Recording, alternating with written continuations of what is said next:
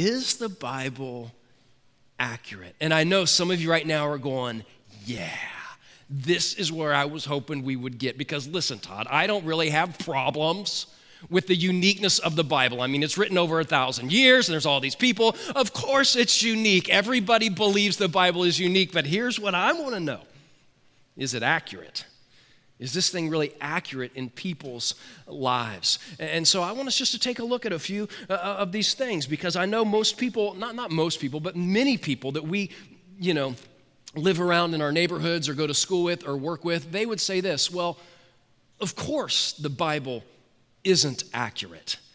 I mean, the Bible, this is what a lot of people would say. The Bible is full, Todd, come on, it's full of all kinds of inconsistencies, right? It's full of all kinds of contradictions. In fact, listen, Parkview, just this week on Labor Day, on Monday, okay? This is just a few days ago. I'm sitting in my house, and I'm kind of minding my own business. I'm with my family. I have the front door open, and one of my neighbors, I've only lived there for about 3 months, so I've only met this guy a couple times. One of my neighbors comes over, and he starts knocking on my door, okay? And I open up the door, and this guy's about 60, 65 years old, and I'm thinking, hello. And so I'm talking to him, and I can't even hardly remember his name, so I'm hoping he'll say his name, or I don't know how I'm going to find it out. But anyway, I'm talking to this guy, and I'm feeling a little bit odd, and I've got this old VW bus out in the front of my house because I'm really into VW buses. And so he's talking to me about buses, and we're just, all kinds of fun, just easy, normal stuff. And then all of a sudden, he takes a turn. And he turns from talking about the bus, and he says, hey, Todd, you're a religious person, aren't you? Have you ever had this happen? And I said, well, I think, yeah, I'm pretty religious.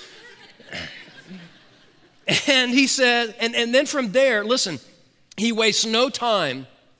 He just begins to barrel into the Bible, especially into the book of Genesis, the first few chapters of Genesis. And he starts asking me all these questions. What was God's first command? What was the first sin? What was the order of this? What was the order of that? And he starts trying to get me all confused. Listen, I've been doing this for 25 years, and he's getting me all confused. And he's saying things like, how can you believe this book? It's full of all kinds of inconsistencies. And listen, I'm just telling you, that's what a whole lot of people in this world believe. And if you believe that, or if you've had people tell you that, I just think it's a good idea for us today to spend just a little bit of time talking about some of the accuracies of the Bible and how accurate it really is. So let's take a look at a few of these things. First of all, history. Everybody say history. History. The truth is that the Bible passes the test of history with flying colors.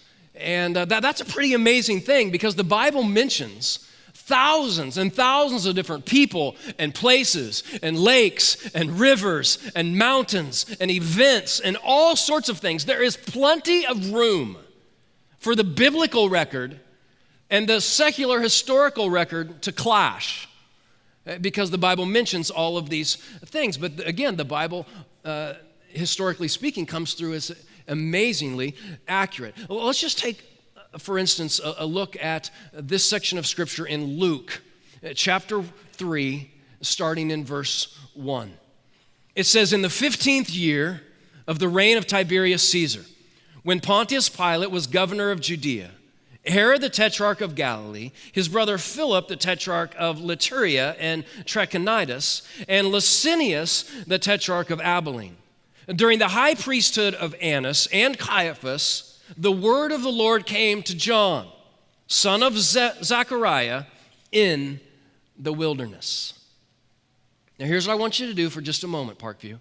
I want you just to take a look at that verse again on the screen from Luke chapter 3, verses 1 through 3. Just read through it a little bit. Look at some of those words. Look at some of those things it says. And now let me just ask you a question. How concerned was Luke with historical accuracy?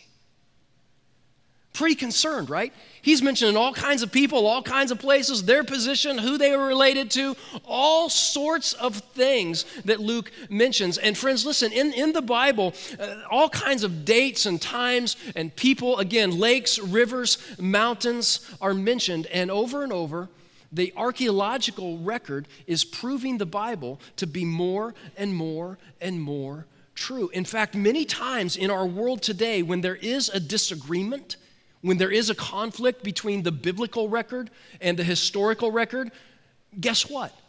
Archaeological finds are proving over and over and over that the biblical record, the places, the times, the events, the people groups are true and accurate the way they're written in the Bible. And that's a pretty amazing thing.